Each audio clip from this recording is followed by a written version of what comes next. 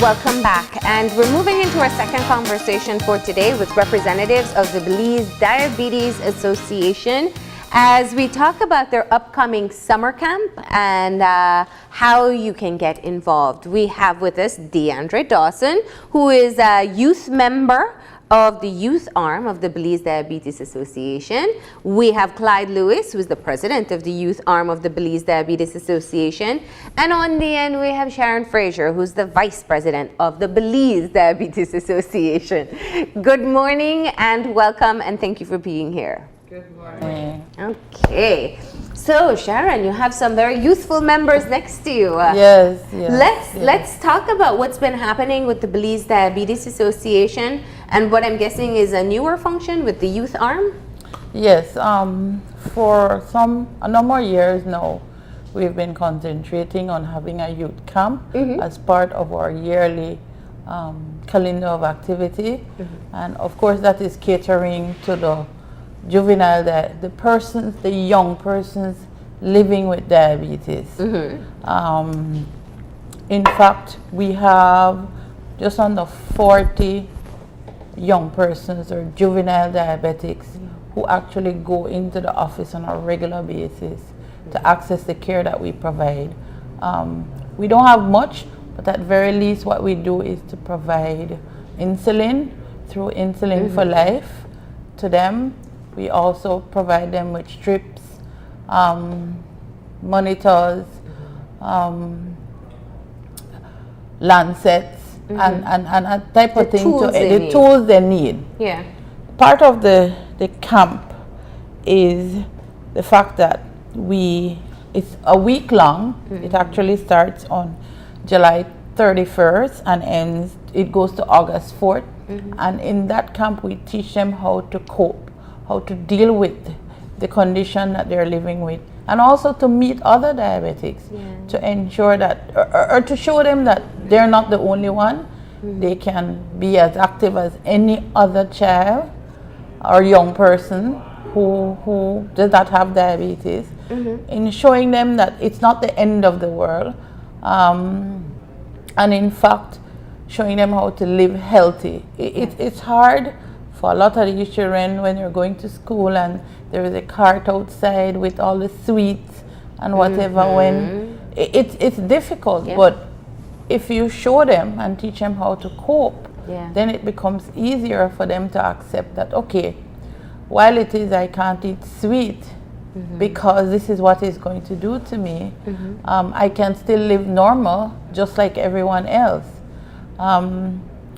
Teaching them how to deal with that stage where at some point they become depressed because they can't eat what the other kids are eating.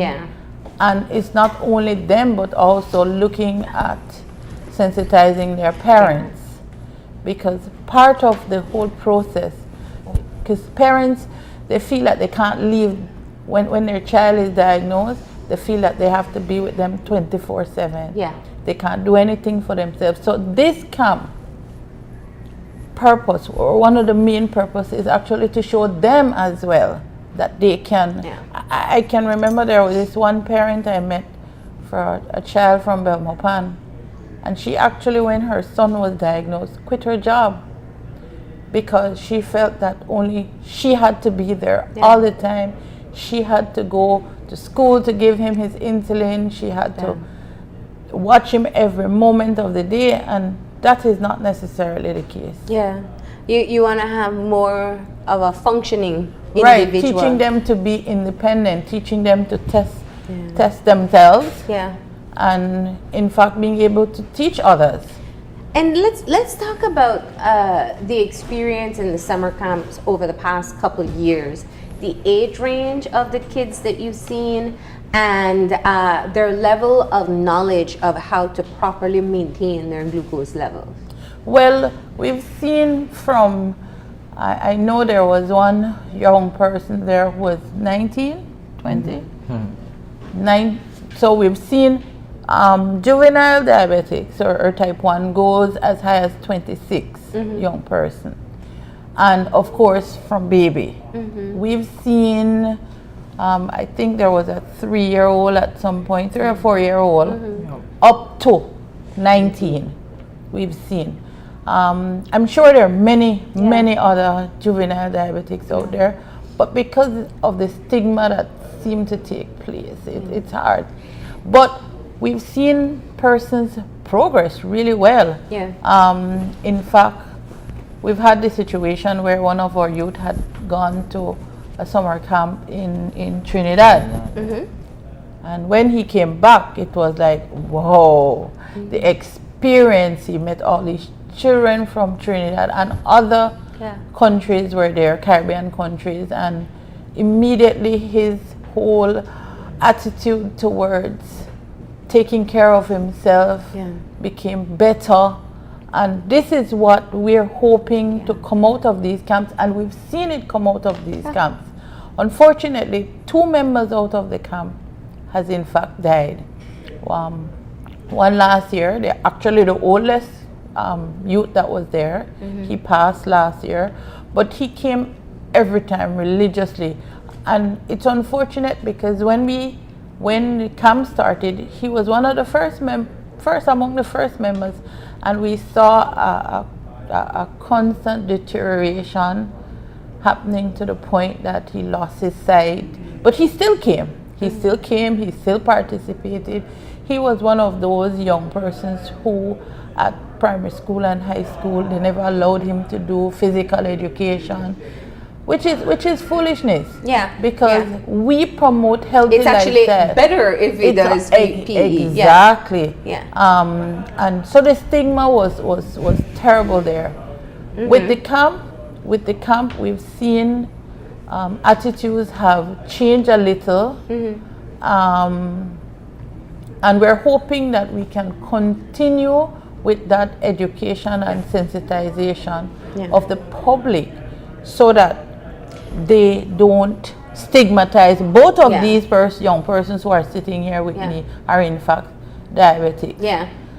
And Clyde was lucky and will become luckier because he actually got the chance as a young leader to represent Belize in Guadalajara at our regional meeting, which was, I'm sure he can speak for himself, was an experience of a lifetime for him. And very shortly, in December, we're hoping that in fact he will be in Abu Dhabi for the Diabetes Congress that happens every 2 years, and he will then be representing Belize in the youth portion of that Congress. This is a fantastic development, though, to now have a youth arm. And I know for quite some time you've been trying to put together a registry of the number of persons, children who are diabetics. How have you been doing in that regard? Not very well. And I would attribute that a lot to stigma. People don't want persons out there to know that their children are diabetic. What are some of the reasons for that? It seems, this isn't a contracted, type 1 isn't a contracted disease. It has nothing to do with what the child would have done. It is... Or what the mother did in pregnancy. Or what the mother did. It has nothing to do with that, but the stigma is just so huge. And I don't understand. It is a lifestyle. Well, it's a condition that they just have to live with. And you'd think that the encouragement would be there, but no, it's not.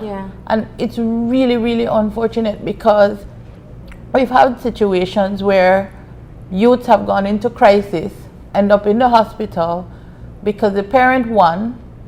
There was a particular parent we were trying to get the child to come to the camp, and she said no, outrightly no, because people are laugh after, people are look upon her different, and in fact she ended up in the hospital because simply she didn't have the money to buy the needles to give so that she can take her insulin. And as a matter of fact, you provide that free for persons who are registered with the system. Exactly. Let me get the boys in here because I know they're not quiet, but they're pretending to be this morning. Clyde and Deandre, not a lot of people know that people or children with diabetes are treated differently. Explain to us what you have experienced or your friends have experienced as diabetics going to school or in other organizations. Deandre? Well, when I was like small, like when I was first diagnosed, I was been treating by the kids differently. But then, as time has gone by, I had taught them what the disease is all about, what injection you have to take, what all you have to eat, and after that, they started treated me like the same individuals they do treat, like all the children. So it was. They call you names? Well, sometimes when I was small, They call you? sugar and those stuff. Okay.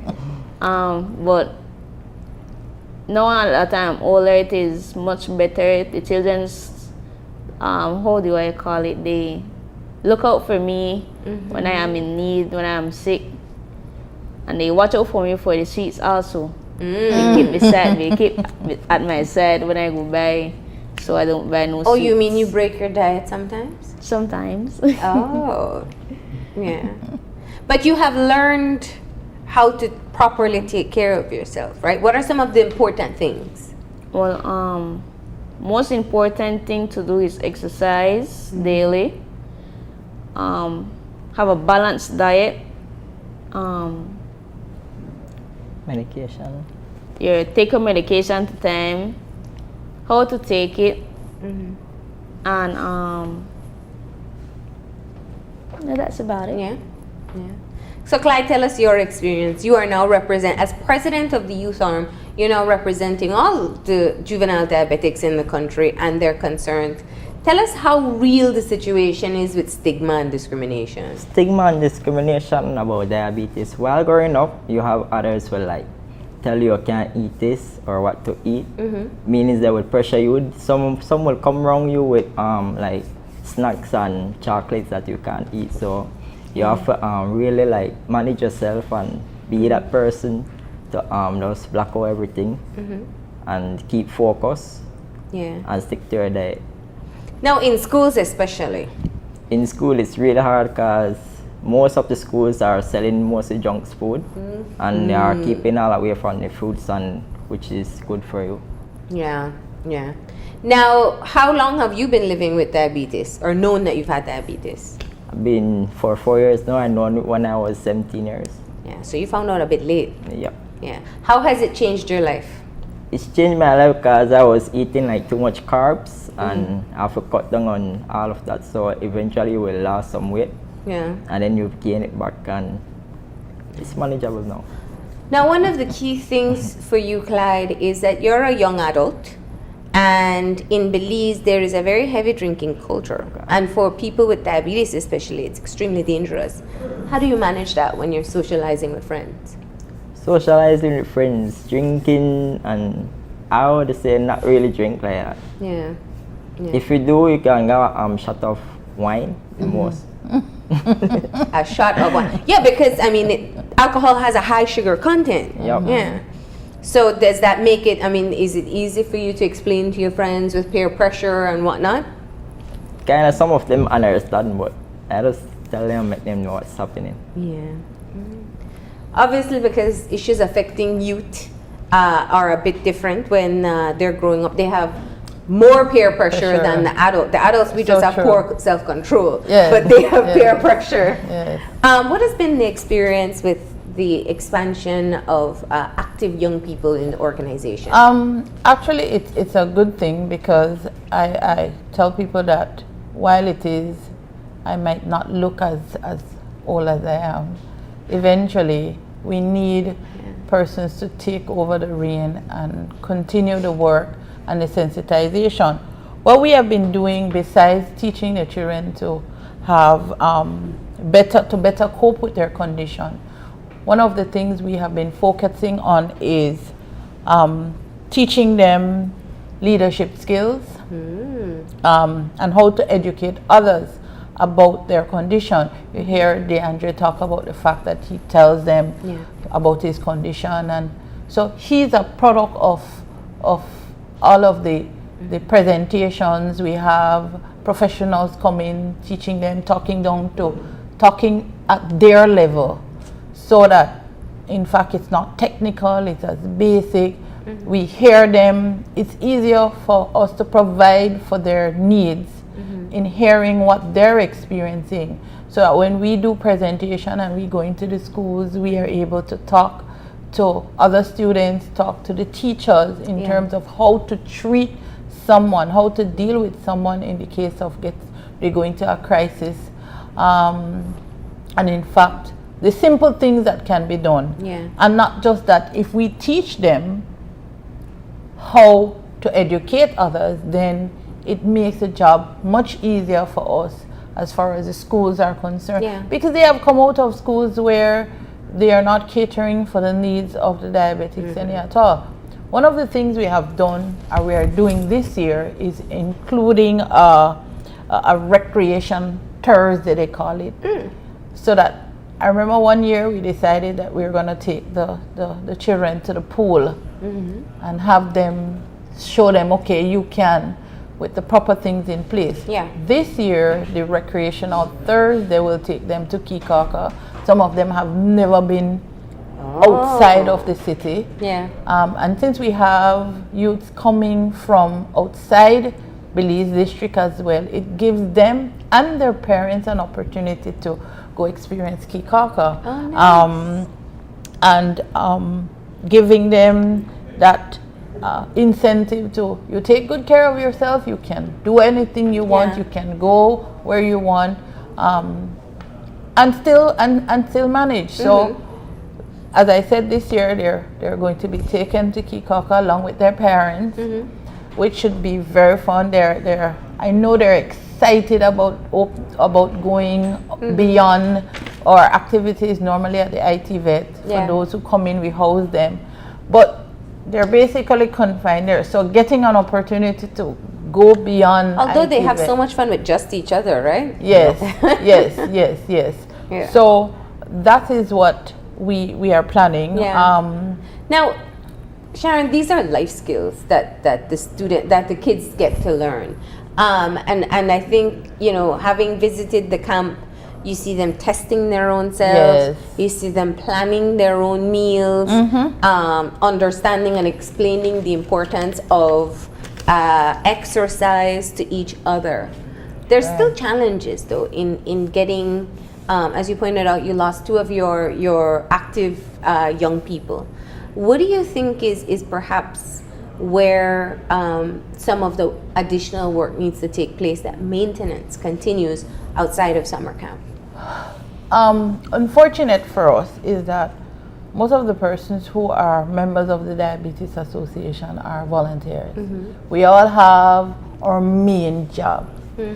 I think it has a lot we could improve in terms of sensitization. The only time basically persons see us or see our face or hear about Diabetes Association is in relation to the camp or in November.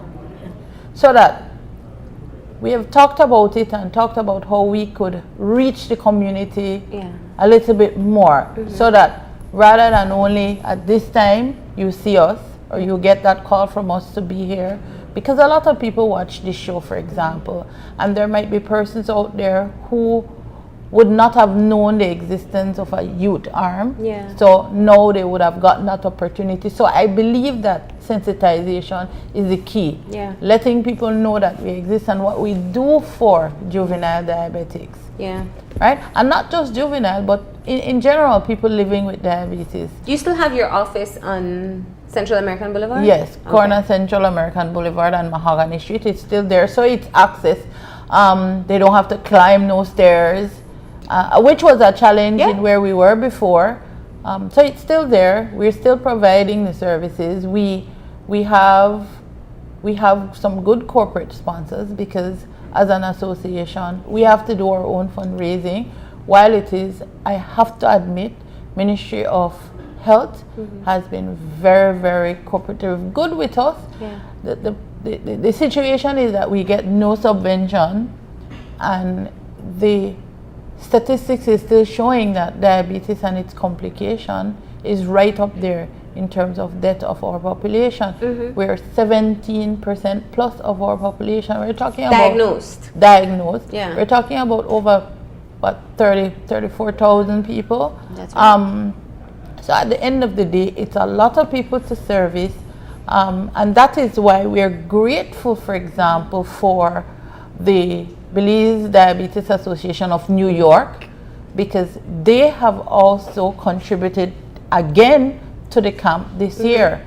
So they fundraise, and yes, they do their activity, but they always keep the camp in mind from the time they have come on board. And there are other corporate sponsors who help, but the need is always there. Of course.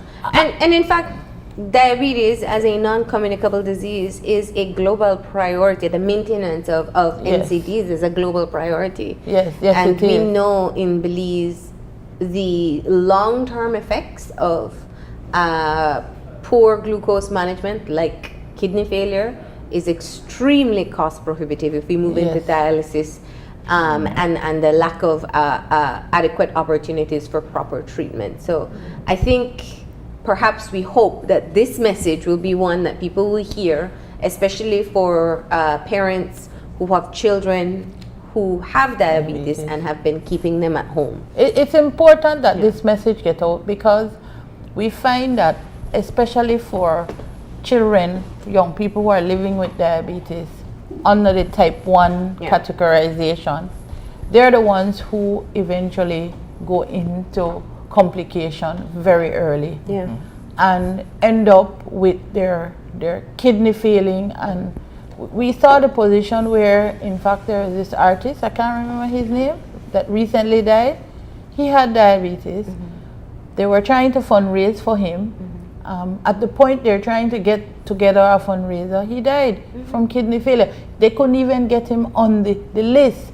The funny thing about it is, to get dialysis here and to get on the Ministry of Health funding, a person has to die for you to get on it. It's full. It's full it's to capacity. Full to capacity. And it's not just the Ministry of Health. There is also a program at Lumalus, and it's the same thing. It's full. And more and more people to pay for that treatment on your own. I don't know anybody who can afford that. And even if you have some funds, quickly it goes. The president often say that he heard the saying that diabetes will get you broke and then kill you. So you'll use all the resources you have, and at the end of the day, they'll still have to be finding more to bury you. It's unfortunate, but there are persons who have been living with diabetes for years and years. It's proper management. And if we can get that message out, then that will help. And that is why we're focusing on the youth, because this is where, if they're not managed properly, we're having early deaths, we're having complications that in fact our health system cannot deal with. At 19, the member that we lost was totally blind at 19. So if we don't sensitize, if we don't bring them into the scope where in fact they can manage, show them what to eat, because a nutritionist come in, look at their diet, look at what we give them, because we provide food for them for that week that they're with us. So we're showing them where it is that certain meals can be made palatable. Children look at, I tell people that we're a product of what they give us. Because as a child, I wasn't given vegetables like that. Right? I wasn't given tea without sweeteners. I was given Ovaltine with condensed milk. That's right. So that as I get older, how can you tell somebody like myself you need to drink tea or coffee without milk or without sugar? But if you start, I tell people from an early age, I for example taught my son from an early age, water. Water. So that now as a young person, the first thing he goes for is water, as opposed to juice or anything else. So it is about teaching. And that's what the benefit is of attending the summer camp. That you learn all these skills from a very young age, right? Yep. Is it easy to keep proper maintenance outside of summer camps like this, or when you're not at home? Tell me about that, Deandre. Is it difficult? No, not for me. Yeah. Once you keep your mind off the sweets, then everything will be okay. What's the hardest part for you then? Tell me. Living with diabetes. When people incoming your house eating sweets, your family members, they tempt you. Oh. And are you good at saying no to the sweets? Yes, ma'am. All right. And for you, Clyde? That's my hardest part. The sweets. Yeah. Yeah. You guys get in your exercise as well, because exercise is important? Yes, ma'am. Yeah. All right, good. So let's get the details of the summer camp so that people can know when to send their children. And you also pointed out that if you're coming from out district, the Diabetes Association is also providing lodging. Is that what I heard? Yes. Okay. Yes. As I said, the camp is from July 31st to August 4th. Okay. So there's still time for registration if there is any person who is interested in having their children attend the camp. It is going to be a week long of education, games, teaching the children how to cope with their condition. Yeah. Through the different teaching tools that we have available. For example, I am going to be presenting on the diabetes, the map. No, it's a fun way of showing persons what happens to you when it is you're diagnosed with diabetes. So it starts from the top and to the bottom as terms of what to do. Yeah. Excellent teaching tools, and it is very colorful, it's graphic. Yeah. So it's a kind of tool that children who normally you need to keep them focused will be able to. They'll be naturally engaged. Exactly. Is there a cost associated to the camp? No. Okay, so it's free. So yes, it's free for the children. It's free. All they need to do is come and register. If nothing else, that is one of the things we try to provide as an association, and that is why any assistance that can be given to the association, financial or otherwise, is very much appreciated. Yeah. And in addition to those corporate sponsors and the Belize Diabetes Association of New York, who has contributed in making this camp successful each year, and we're hoping the same thing will happen this year. All right. But it's generally educating them on what to do, and the parents as well, because Parents are welcome to come with the children. Their parents who are in fact there, Yeah. especially with the younger children, they come, and I know this one parent, this time of year is when she takes holiday, so that in fact she can be there with her child. During the day, it includes exercise, it includes meal, so they don't have to worry about how they're going to eat. And we also do testing, regular testing, because one year one child went into crisis right during the camp and was hospitalized because her sugar was just uncontrollable. So we do tests, we do all the necessary things that during that week. I want to also take this opportunity, although we're not in November, but in fact to let the public know that November is normally the month that we're most active. We have planned 14 days of activity leading up to World Diabetes Day, which is the 14th of November. Our theme this year is Women and Diabetes. So it's all about us. Okay.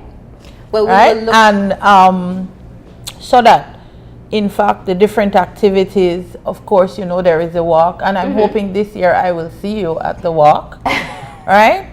But and because it's not from Ladyville, so you don't have to worry to walk from very far, right? It's you have a your Saturday. Walk, you have your ride. There is a ride. Yeah. We are hoping that with some marketing we can get persons like yourself to come out and ride. Remember, it's women and diabetes.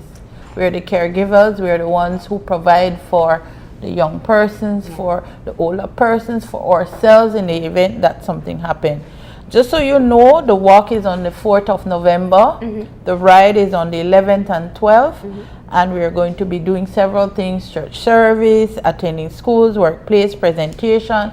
And it ends on the 14th of November, where there is a health fair at the Battlefield Park, where we'll be testing and all of that. And the young people will also be involved as well, so you'll be able to see them as well. They did an excellent job last year. So you guys this are is how ahead of the game with the planning, for sure. Yes. And so obviously that takes place the first 14 days in November, so people can look out for that. And in the meantime, the summer camp takes place the 31st The 31st of July to the 4th. Yes. It is free of cost. Parents and children are invited to attend. And of course, as we've pointed out several times here in this conversation, it is life-saving skills for children to learn to cope and maintain their sugar levels for this condition. Thank you all for stopping in. You guys looking forward to the camp? Yes, ma'am. All right. Thank you so much for allowing us time and space in. Open No your eyes. problem. Best of luck, and of course, we hope that the parents who have children who have not had them exposed to the camp especially will take the opportunity to do so. Just contact the Belize Diabetes Association. Your phone number is? 203-333. All right, easy enough. Call them and register your child for the camp. We have to go ahead and take a break, and when we come back, we'll be joined by the organizers of the Festival of Hope. So stay tuned.